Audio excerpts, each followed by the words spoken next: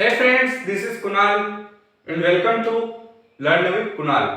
आज हम पढ़ेंगे जनसंख्या वृद्धि के बारे में। जनसंख्या वृद्धि से पहले हमने इसका वितरण और घनत्व के बारे में पढ़ लिया है।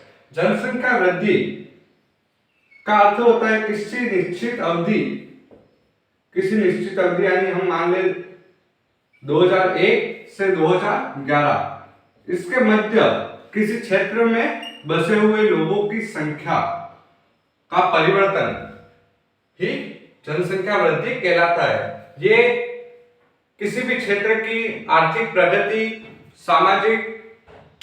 सामाजिकता और ऐतिहासिक दृष्टि से बहुत ही महत्वपूर्ण सूचक है। क्या? जनसंख्या वृद्धि। अब हम देखते हैं 2001 से 2011 के मध्य किसी क्षेत्र में कितनी वृद्धि हुई है। अब हम भारत को इसमें एक उदाहरण के रूप में लेते हैं। हमारा भारत देश है, इसमें 2001 से लेकर 2011 के मध्य 2001 में जनसंख्या थी 102.70 करोड़ और 2011 की जनगणना के अनुसार 121.02 करोड़। अब हम देखते हैं कि यह जनसंख्या में कितना परिवर्तन हो रहा है। तो 121 करोड़ में से 102 करोड़ को घटाए तो आएगा 18.15 करोड़। यानी भारत में जनसंख्या की वृद्धि हुई है और कभी-कभी यह जनसंख्या वृद्धि ऋणात्मक भी हो सकती है और धनात्मक भी हो सकती है। ये कैसे होगी? जैसे कि किसी क्षेत्र की मृत्यु दर अधिक है, वो भी जन्म दर से, तो उस क्षेत्र में जनसंख्या वृद्धि कम होगी यानी ऋणात्मक होगी। और जिस क्षेत्र में जन्म दर अधिक है मृत्यु दर से, तो उस क्षेत्र में जनसंख्या धनात्मक रूप से होगी। और भारत में जनसंख्या धनात्मक रूप से है क्योंकि इसमें वृद्धि हो रही है। अब हम बात करते हैं जनसंख्या की धनात्मक और ऋणात्मक वृद्धि के बारे में। इसको हम संक्षेप में पढ़ेंगे। अब हम देखते हैं जनसंख्या की धनात्मक वृद्धि। धनात्मक वृद्धि, इसके दो कारण हो सकते हैं। पहला कारण है किसी क्षेत्र की जन्म दर मृत्यु दर से अधिक होना।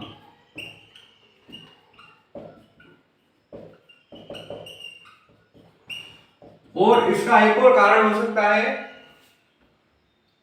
कि लोग उस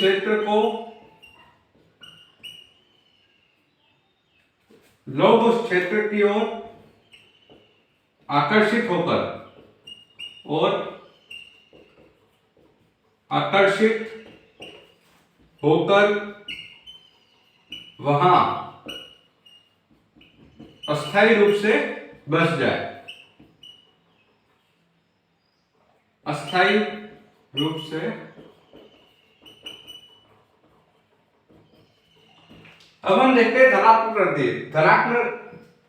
धनात्मक वृद्धि के दो कारण हो सकते हैं। पहला है किसी भी क्षेत्र में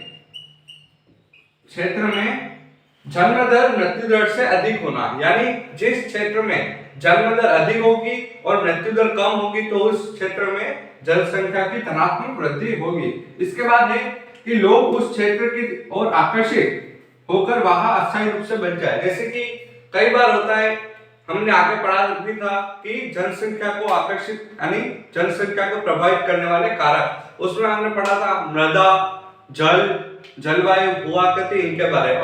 हम देखते हैं कि मृदा के कारण भी लोग आकर्षित होते हैं। इसके कारण गंगा के मैदान में लोग आकर हर साल करोड़ों की संख्या में आकर बसते हैं, जिसके कारण यहाँ पर जनसंख्या की धनात्मक वृद्धि होती है। इसका एक ये भी उदाहरण है। अब हम बात करते हैं ऋणात्मक वृद्धि के बारे में।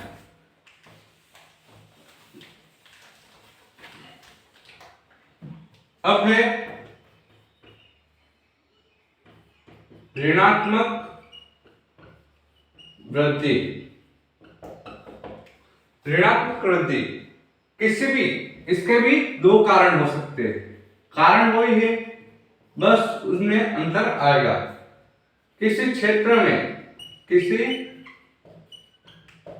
में मृत्यु दर जन्म दर से अधिक होना,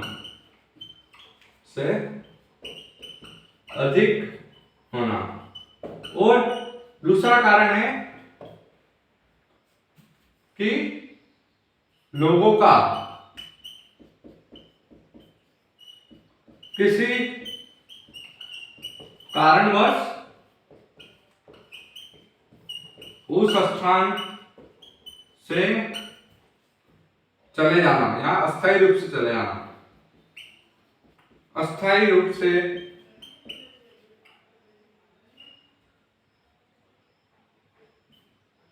चले जाना लिखेंगे क्योंकि आसान भाषा में आपको समझ में आ जाएगा।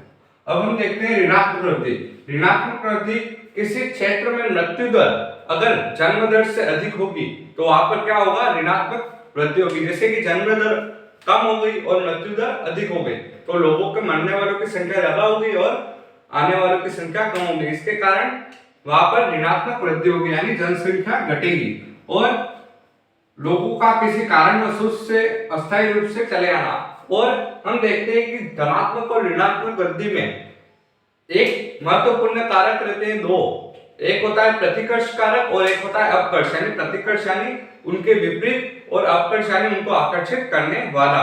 और इसी कारण से ये लोग अस्थायी रूप से प्रवास कर लेते हैं और अस्थायी रूप से वहां पर बस जाते हैं। यही कारण रहता है कि जनसंख्या में धनात्मक और ऋणात्मक वृद्धि होती रहती है। अब हम पढ़ेंगे जनसंख्या वृद्धि के घटक।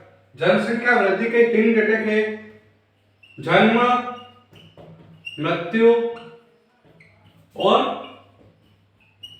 प्रवास। सबसे पहले हम जन्म के बारे में पढ़ेंगे, इसके बाद मृत्यु और प्रवास। जन्म दर किसी क्षेत्र विशेष में प्रति 1000 ईस्वी द्वारा दिए गए जीवित जन्मों और उसके वर्ष के मध्य की जनसंख्या को यदि प्रति 1000 व्यक्तियों से गुणा करेंगे तो अशोषित जन्म दर आएगी। इसका मतलब हम इसे एक सूत्र के माध्यम से भी व्यक्त कर सकते हैं, जैसे कि अशोधित जन्म दर। अशोधित जन्म दर का सूत्र हो जाएगा किसी वर्ष में जीवित जन्म बटे उस वर्ष के मध्य में जनसंख्या। हम प्रति 1000 व्यक्तियों पर निकाल रहे हैं, इसका मतलब यहाँ पे हम 1000 से गुणा करेंगे। यह अशोधित जन्म दर का सूत्र हो गया। किसी वर्ष विशेष में स्त्रियों द्वारा जीवित जन्म और उस क्षेत्र के मध्य में उस क्षेत्र की जनसंख्या कितनी है उस वर्ष के मध्य में, इनटू हम 1000 व्यक्तियों के मध्य बात कर रहे हैं तो 1000 से गुणा कर दिया। यहाँ तक समझ में आ गया। अब हम पढ़ेंगे मृत्यु दर के बारे में।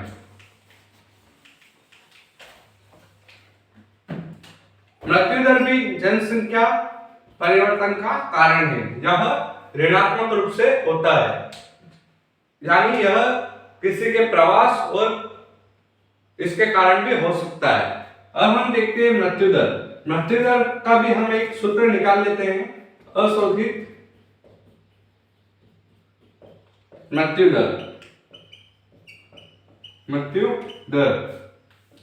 अब इसका सूत्र हम देखते हैं, किसी क्षेत्र विशेष में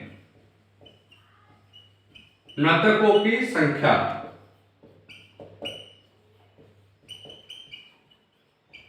बटे उस वर्ष के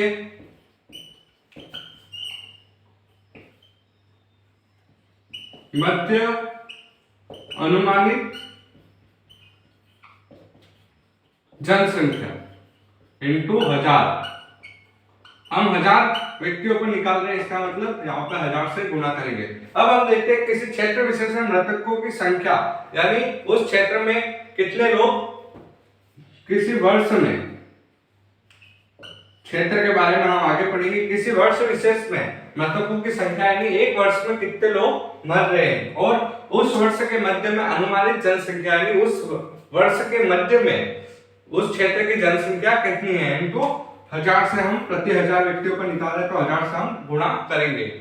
अब जन्म दर और मृत्यु दर में एक ही अंतर है, हमें ऊपर वाली लाइन को चेंज करना है, यानी जन्म दर निकालनी है तो जीवित जन्मों की संख्या, और मृत्यु दर निकालनी है तो मृतकों की संख्या लिखेंगे।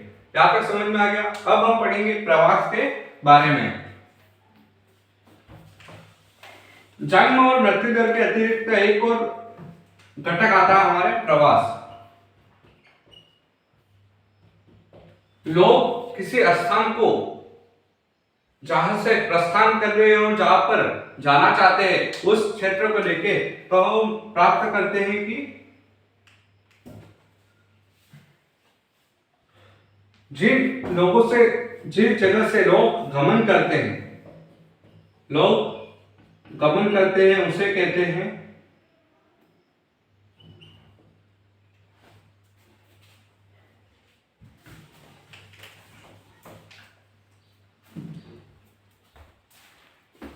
जनसंख्या वृद्धि के घटकों में से जन्म दर और मृत्यु दर के अलावा एक और घटक है प्रवास।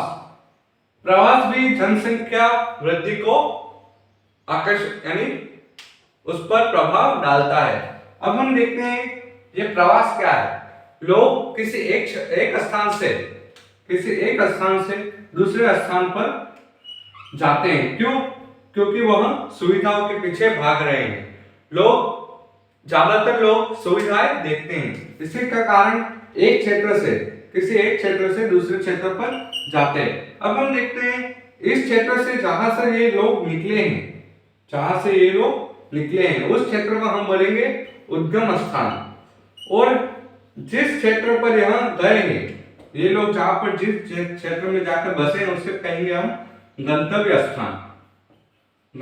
स्थान। जिस क्षेत्र से लोग गमन करते हैं उसे हम उद्गम स्थान कहते हैं। जिस क्षेत्र पर लोग प्रवास करते हैं, जहां पर जाके बसते हैं, उसे हम गंतव्य स्थान कहते हैं।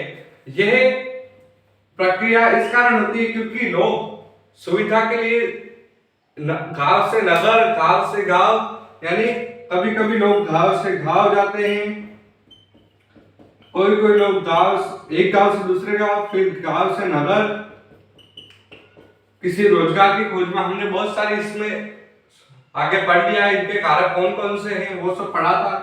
नगर से कई लोग नगर से गांव भी आते हैं आदि। अब हम देखते हैं कोविड के कारण फर्स्ट लहर में लोगों की भीड़ जमा हो गई थी नगर से गांव आने के लिए, लेकिन वो अस्थायी रूप से थे, अस्थायी रूप से नहीं थे। इसका मतलब उन्हें हम जनसंख्या में नहीं मान सकते। ये हम एक उदाहरण के तौर पर ले रहे हैं। अगर नगर से गांव बहुत ही रेयर चांस है लोगों के आने के, क्योंकि गांव में सुविधाएं कम होती है। अब हम देखते हैं कि ये लोग करते क्यों हैं, ये प्रवास क्यों करते हैं। इनका एक कारण है रोजगार के अवसर के कारण,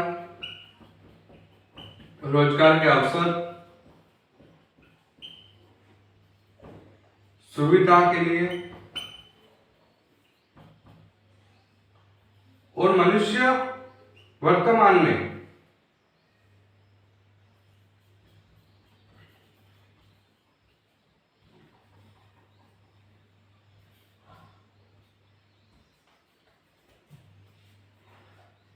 सुविधा के कारण ये लोग यहां से उद्गम करके अपने गंतव्य स्थान तक पहुंचते हैं। अब हम देखते हैं उद्गम स्थल भी दो प्रकार का होता है, एक होता है आप्रवास और दूसरा होता है उत्प्रवास। आप्रवास का अर्थ होता है किसी क्षेत्र से किसी नए स्थान पर चले जाना, और उत्प्रवास का अर्थ होता है वहां से बाहर निकल जाना। ये दो इसके भाग हो गए। अब हम देखते हैं उद्गम स्थान और गंतव्य स्थान में जनसंख्या परिवर्तन किस प्रकार हो रहा है। यदि इस उद्गम स्थान पर 100 जने रह रहे हैं और इनमें से 20 जने गंतव्य स्थान पर पहुंच गए, दोनों स्थान पर 100 व्यक्ति हैं, तो 100 में से 20 तो उधर पहुंच गए, तो यहाँ पे होगा 120, यानी यहाँ पर जनसंख्या की धनात्मक वृद्धि हो गई।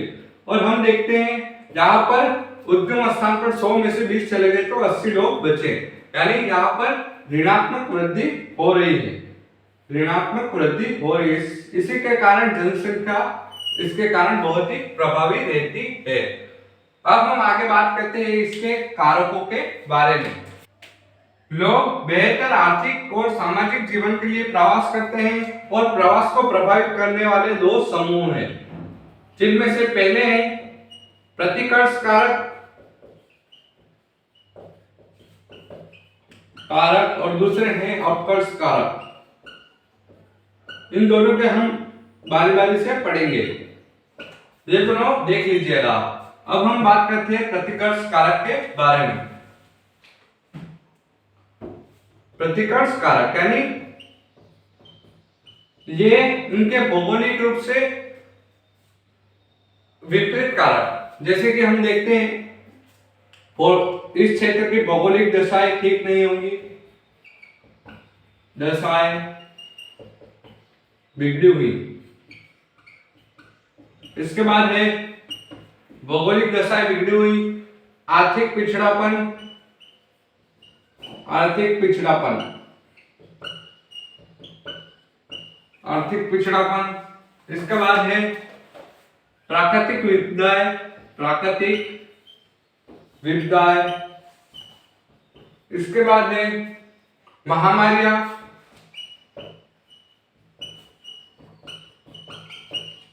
और राजनीतिक उपद्रव, राजनीतिक उपद्रव आदि। अब हम देखते हैं प्रतिकर्ष कारक, यानी लोगों को जाने को मजबूर कर देते हैं प्रतिकर्ष कारक, जैसे कि भौगोलिक दशाएं में बिगड़ी हुई, जैसे कि बारिश सही से नहीं आ रही, अकाल पड़ रहा है, ये सब हो गया। आर्थिक पिछड़ापन यहाँ पर यानी पूंजीवादी की बहुत ही समस्या हो रही है। इसके बाद आता है प्राकृतिक विपदाएं। प्राकृतिक विपदाएं यानी जैसे कि क्या क्या आ सकती है, बाढ़ आना, ये सभी ज्यादातर मात्रा में हो। इसके बाद महामारियां, महामारी तो अभी सभी जगह फैली हुई, ज्यादातर पहले राजस्थान में एक नारू बाला रोग आया था, जिससे लोगों ने जैसलमेर इत्यादि क्षेत्रों में लोग वहां से प्रवास कर दिए थे। इसके बाद आता है राजनीतिक उपद्रव, आप जहाँ पे दिन रात राजनीति को लेकर दंगे होते हो, इसलिए लोग वहां पर छोड़ देते हैं, इसको प्रतिकर्ष कारक कहते हैं। अब हम बात करते हैं अपकर्ष कारक के बारे में।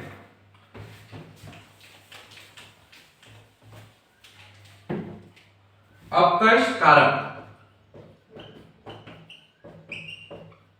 इनकी यानी इससे अपकर्ष कारक का अर्थ है इनको आकर्षण, लोगों को आकर्षित करने वाले कारक, जैसे कि किस क्षेत्र की अच्छी दशाएं,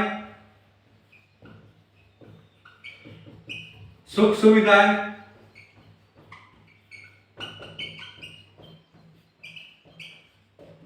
शांति और जीवन व संपत्ति की सुरक्षा। कई बार लोग जैसे कि चोरियों के कारण भी किसी गांव को छोड़ने पर मजबूर हो जाते हैं, इसके कारण जीवन व संपत्ति की सुरक्षा पर भी इससे प्रभाव पड़ता है। इसके बाद है अनुकूल जलवायु,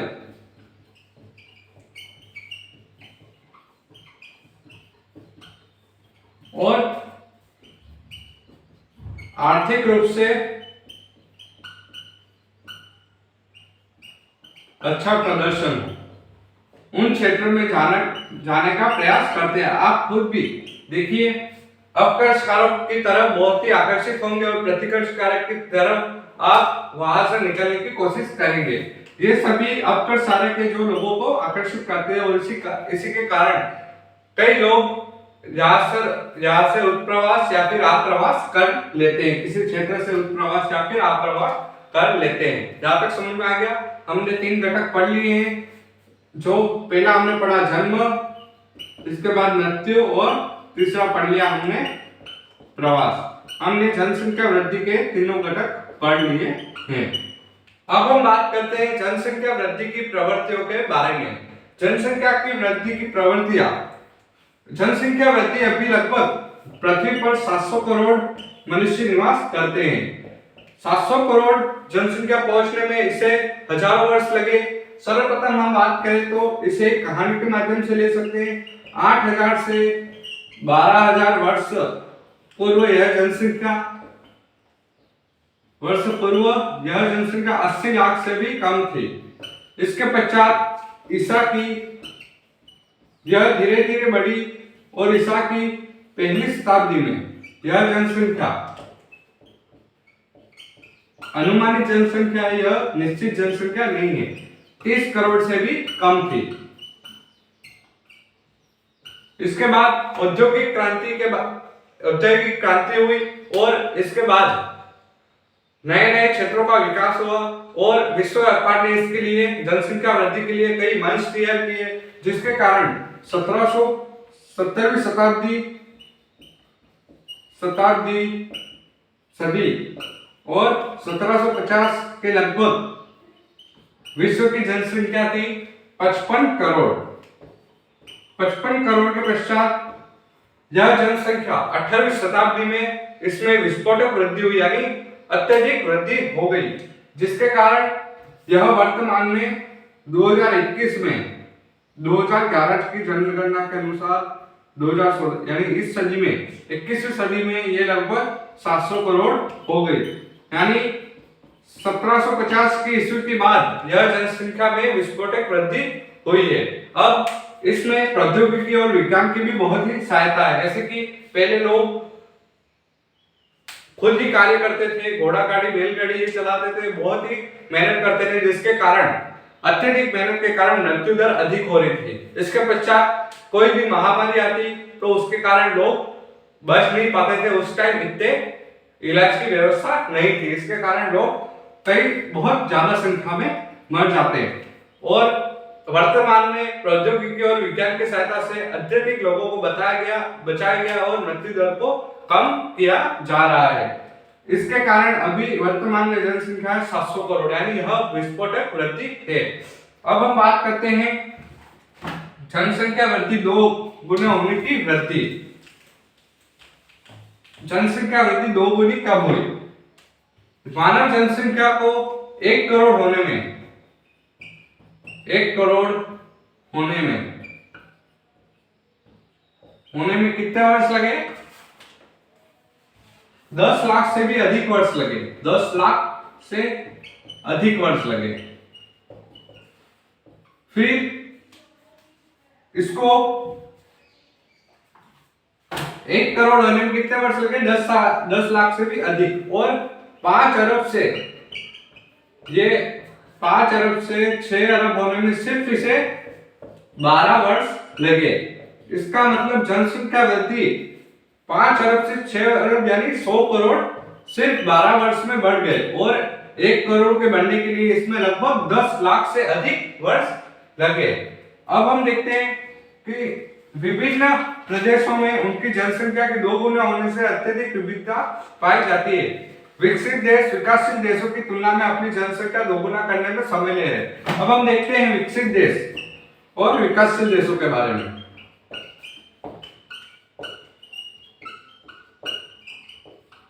अब ज्यादातर विकसित देशों में हम सबसे पहले अमेरिका, जापान, इनके बारे में देखते हैं। अब इनकी जनसंख्या इधर हम विकासशील देशों में डाल दें, भारत, चीन, पाकिस्तान, ये सभी, इंडोनेशिया, ये सभी विकासशील देश। अब हम देखते हैं इनकी जनसंख्या इनके क्षेत्रफल के अनुसार बहुत ही कम है और इनकी जनसंख्या बहुत ही अधिक है। यानी जो विकसित देश है उनमें जनसंख्या वृद्धि में टाइम लग रहा है और विकासशील देशों में जनसंख्या वृद्धि गति से हो रही है, जिसके कारण यह देश विकासशील रह गए और ये जो अमेरिका, जापान, रशिया, ये सभी देश है ये विकसित हो गए।